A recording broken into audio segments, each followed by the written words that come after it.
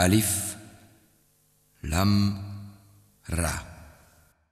C'est un livre dont les versets sont parfaits en style et en sens, émanant d'un sage, parfaitement connaisseur. N'adorez qu'Allah. Moi je suis pour vous, de sa part, un avertisseur et un annonciateur. Demandez pardon à votre Seigneur, ensuite revenez à lui.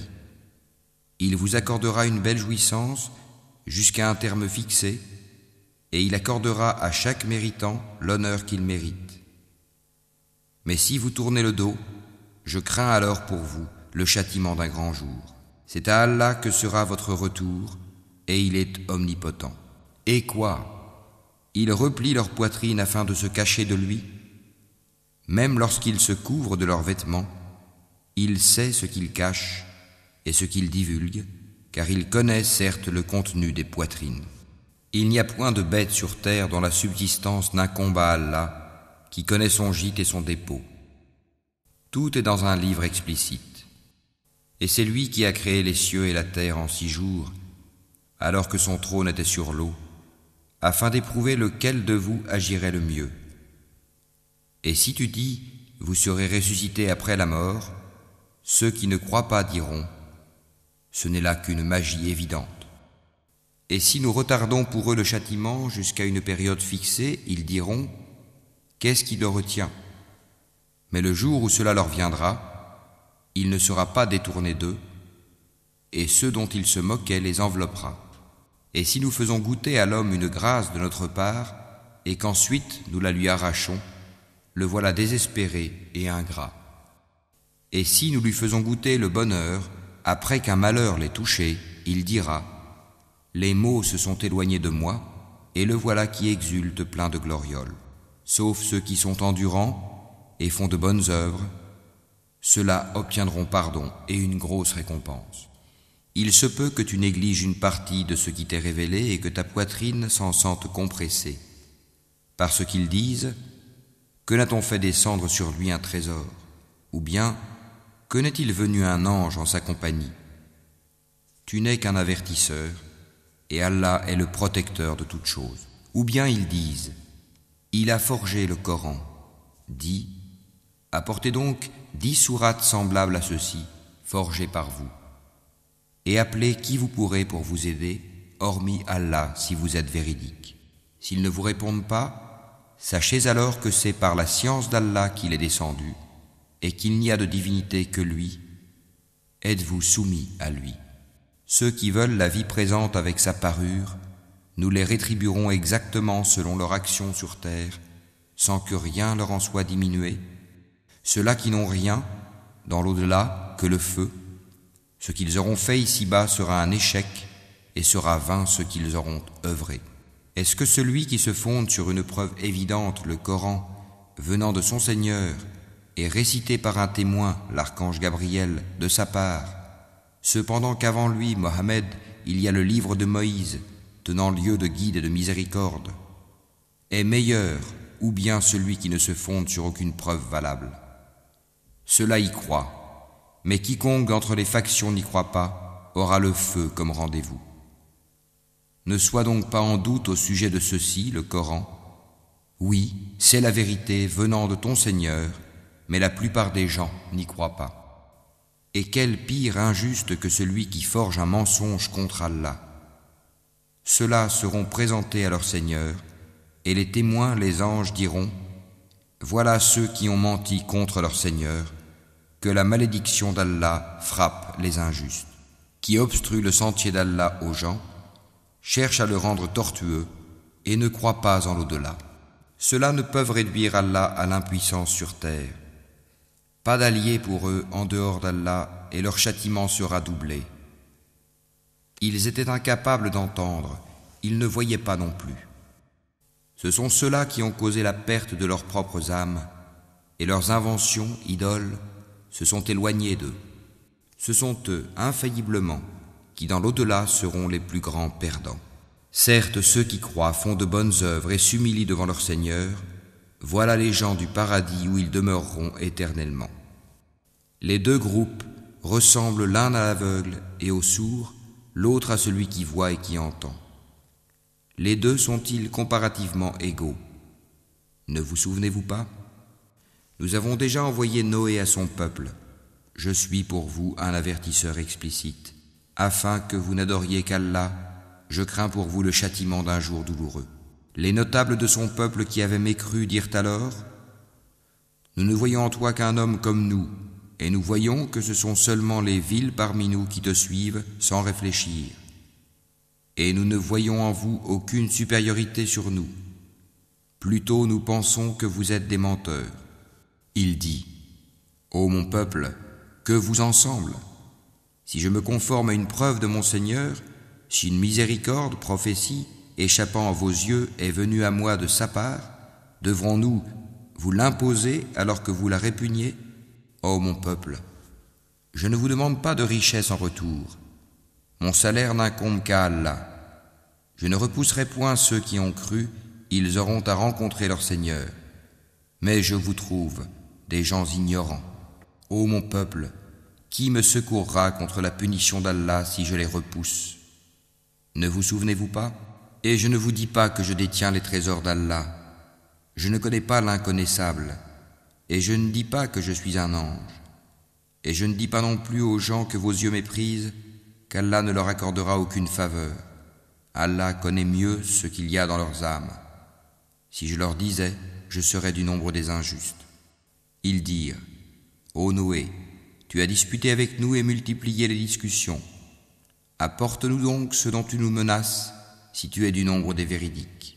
Il dit: C'est Allah seul qui vous l'apportera, s'il veut, et vous ne saurez y échapper. Et mon conseil ne vous profiterait pas au cas où je voulais vous conseiller et qu'Allah veuille vous égarer.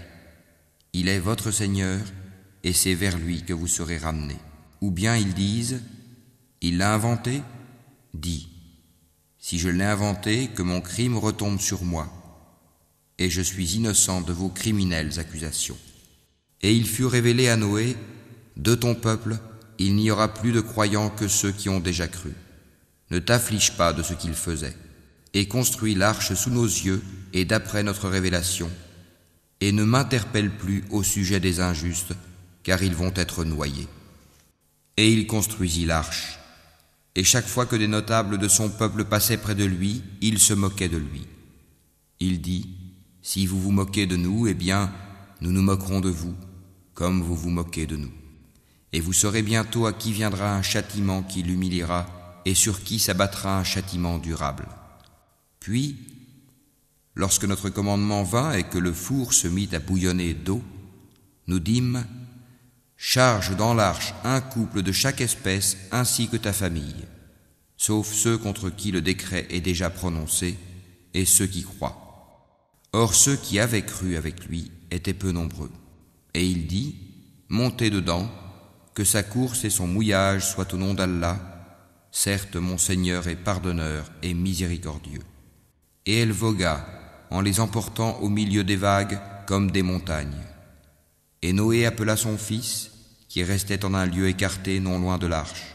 « Ô mon enfant, monte avec nous et ne reste pas avec les mécréants. » Il répondit: « Je vais me réfugier vers un mont qui me protégera de l'eau. » Et Noé lui dit: « Il n'y a aujourd'hui aucun protecteur contre l'ordre d'Allah. Tous périront, sauf celui à qui il fait miséricorde. » Et les vagues s'interposèrent entre les deux, et le fils fut alors du nombre des noyés. Et il fut dit: Ô terre, absorbe ton eau, et toi, ciel, cesse de pleuvoir. L'eau baissa, l'ordre fut exécuté, et l'arche s'installa sur le Yudi. Et il fut dit: Que disparaissent les gens pervers. Et Noé invoqua son Seigneur et dit: Ô mon Seigneur, certes mon fils est de ma famille, et ta promesse est vérité. Tu es le plus juste des juges. Il dit: Ô Noé, il n'est pas de ta famille, car il a commis un acte infâme. Ne me demande pas ce dont tu n'as aucune connaissance.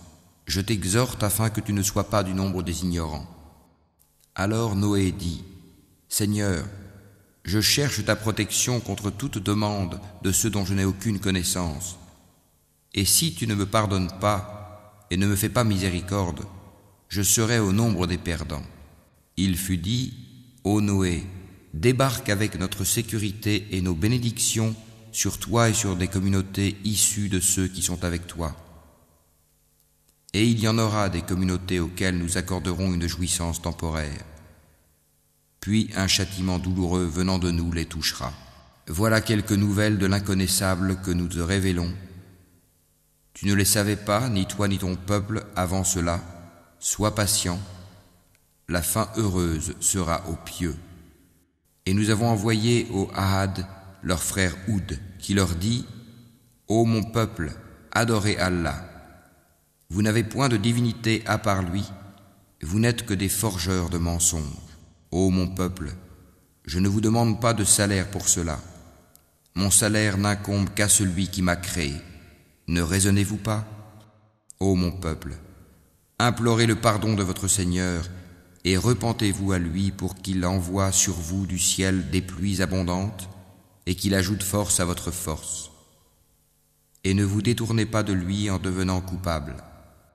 Ils dirent : Ô Houd, tu n'es pas venu à nous avec une preuve, et nous ne sommes pas disposés à abandonner nos divinités sur ta parole, et nous n'avons pas foi en toi. Nous dirons plutôt qu'une de nos divinités t'a affligé d'un mal. Il dit : Je prends Allah à témoin, et vous aussi soyez témoins qu'en vérité je désavoue ce que vous associez en dehors de lui. Rusez donc tous contre moi, et ne me donnez pas de répit. Je place ma confiance en Allah, mon Seigneur et le vôtre. Il n'y a pas d'être vivant qui ne tienne par son toupet. Mon Seigneur, certes, est sur un droit chemin. Si vous vous détournez, voilà que je vous ai transmis le message que j'étais chargé de vous faire parvenir. Et mon Seigneur vous remplacera par un autre peuple, sans que vous ne lui nuisiez en rien, car mon Seigneur est gardien par excellence sur toutes choses. Et quand vint notre ordre, nous sauvâmes par une miséricorde de notre part Houd et ceux qui avec lui avaient cru. Et nous les sauvâmes d'un terrible châtiment. Voilà les Had. Ils avaient nié les signes enseignements de leur Seigneur, désobéi à ses messagers, et suivi le commandement de tout tyran entêté. Et ils furent poursuivis ici-bas d'une malédiction, ainsi qu'au jour de la résurrection. En vérité, les Had n'ont pas cru en leur Seigneur, que s'éloignent, périssent les Had, peuple de Houd. Et nous avons envoyé au Tamoud leur frère Saali, qui dit : Ô mon peuple, adorez Allah. Vous n'avez point de divinité en dehors de lui. De la terre, il vous a créé, et il vous l'a fait peupler et exploiter. Implorez donc son pardon, puis repentez-vous à lui. Mon Seigneur est bien proche, et il répond toujours aux appels. Ils dirent : Ô Sali, tu étais auparavant un espoir pour nous. Nous interdirais-tu d'adorer ce qu'adoraient nos ancêtres ? Cependant, nous voilà bien dans un doute troublant au sujet de ce vers quoi tu nous invites. Il dit : Ô mon peuple, que vous en semble si je m'appuie sur une preuve évidente émanant de mon Seigneur, et s'il m'a accordé de sa part une miséricorde, qui donc me protégera contre Allah si je lui désobéis ? Vous ne ferez qu'accroître ma perte. Ô mon peuple, voici la chamelle d'Allah qu'il vous a envoyée comme signe. Laissez-la donc paître sur la terre d'Allah, et ne lui faites aucun mal, sinon un châtiment proche vous saisira. Ils la tuèrent. Alors il leur dit : Jouissez de vos biens dans vos demeures pendant 3 jours encore. Voilà une promesse qui ne sera pas démentie. Puis, lorsque notre ordre vint, nous sauvâmes Sali et ceux qui avaient cru avec lui par une miséricorde venant de nous, de l'ignominie de ce jour-là. En vérité, c'est ton Seigneur qui est le fort, le puissant. Et le cri saisit les injustes. Et les voilà foudroyés dans leur demeure, comme s'ils n'y avaient jamais prospéré. En vérité, les Tamouds n'ont pas cru en leur Seigneur. Que périssent les Tamouds. Et nos émissaires sont certes venus à Abraham avec la bonne nouvelle en disant « Salam ». Il dit « Salam » et il ne tarda pas à apporter un veau rôti. Puis, lorsqu'il vit que leurs mains ne l'approchaient pas, il fut pris de suspicion à leur égard et ressentit de la peur vis-à-vis d'eux. Ils dirent, n'aie pas peur, nous sommes envoyés au peuple de Lot. Sa femme était debout et elle rit alors. Nous lui annonçâmes donc la naissance d'Isaac et après Isaac, Jacob. Elle dit, malheur à moi, vais-je enfanter alors que je suis vieille et que mon mari que voici est un vieillard? C'est là vraiment une chose étrange. Ils dirent, t'étonnes-tu de l'ordre d'Allah? Que la miséricorde d'Allah et ses bénédictions soient sur vous, gens de cette maison. Il est vraiment digne de louange et de glorification. Lorsque l'effroi eut quitté Abraham et que la bonne nouvelle l'eut atteint, voilà qu'il discuta avec nous en faveur du peuple de Lot. Abraham était certes longanime, très implorant et repentant. Ô Abraham, renonce à cela, car l'ordre de ton Seigneur est déjà venu et un châtiment irrévocable va leur arriver. Et quand nos émissaires, anges, vinrent à Lot, il fut chagriné pour eux et en éprouva une grande gêne. Et il dit, voici un jour terrible. Quant à son peuple, ils vinrent à lui accourant. Auparavant, il commettait de mauvaises actions. Il dit, ô mon peuple, voici mes filles, elles sont plus pures pour vous. Craignez Allah donc, et ne me déshonorez pas dans mes hôtes. N'y a-t-il pas parmi vous un homme raisonnable? Ils dirent, tu sais très bien que nous n'avons pas de droit sur tes filles, et en vérité tu sais bien ce que nous voulons. Il dit, ah, si j'avais de la force pour vous résister, ou bien si je trouvais un appui solide. Alors les hôtes dirent, ô Lot, nous sommes vraiment les émissaires de ton Seigneur. Ils ne pourront jamais t'atteindre. Pars avec ta famille à un moment de la nuit, et que nul d'entre vous ne se retourne en arrière, exception faite de ta femme qui sera atteinte par ce qui frappera les autres. Ce qui le menace s'accomplira à l'aube. L'aube n'est-elle pas proche? Et lorsque vint notre ordre, nous renversâmes la cité de fond en comble et fîmes pleuvoir sur elle en masse des pierres d'argile succédant les unes aux autres, portant une marque connue de ton Seigneur. Et elles, ces pierres, ne sont pas loin des injustes. Et nous avons envoyé aux Madian leur frère Chouaïb, qui leur dit, ô mon peuple, adorez Allah, vous n'avez point de divinité en dehors de lui, et ne diminuez pas les mesures et le poids. Je vous vois dans l'aisance et je crains pour vous, si vous ne croyez pas, le châtiment d'un jour qui enveloppera tout. Ô mon peuple, faites équitablement pleine mesure et plein poids, ne dépréciez pas aux gens leur valeur et ne semez pas la corruption sur terre. Ce qui demeure auprès d'Allah est meilleur pour vous si vous êtes croyants, et je ne suis pas un gardien pour vous. Ils dirent, ô Chouaïb, est-ce que ta prière te demande de nous faire abandonner ce qu'adoraient nos ancêtres, ou de ne plus faire de nos biens ce que nous voulons? Est-ce toi l'indulgent, le droit? Il dit, ô mon peuple, voyez-vous si je me base sur une preuve évidente émanant de mon Seigneur, et s'il m'attribue de sa part une excellente donation? Je ne veux nullement faire ce que je vous interdis. Je ne veux que la réforme autant que je le puis. Et ma réussite ne dépend que d'Allah. En lui je place ma confiance, et c'est vers lui que je reviens repentant. Ô mon peuple, que votre répugnance et votre hostilité à mon égard ne vous entraînent pas à encourir les mêmes châtiments qui atteignirent le peuple de Noé, le peuple de Houd ou le peuple de Sali, et l'exemple du peuple de Lot n'est pas éloigné de vous. Et implorez le pardon de votre Seigneur, et repentez-vous à lui. Mon Seigneur est vraiment miséricordieux et plein d'amour. Ils dirent, ô Chouaïb, nous ne comprenons pas grand-chose à ce que tu nous dis, et vraiment nous te considérons comme un faible parmi nous. Si ce n'est ton clan, nous t'aurions certainement lapidé, et rien ne nous empêche de t'atteindre. Il dit, ô mon peuple, mon clan est-il à vos yeux plus puissant qu'Allah, à qui vous tournez ouvertement le dos?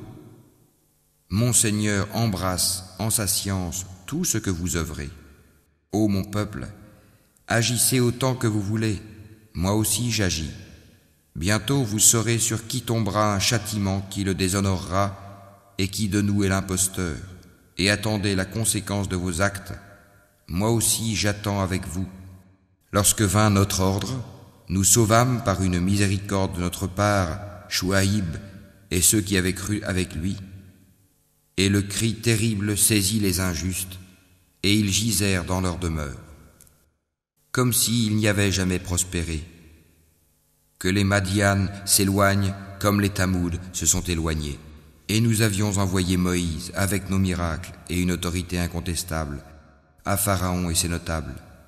Mais ils suivirent l'ordre de Pharaon, bien que l'ordre de Pharaon n'avait rien de sensé. Il précédera son peuple au jour de la résurrection, il les mènera à l'Eigad du feu, et quel détestable Eigad!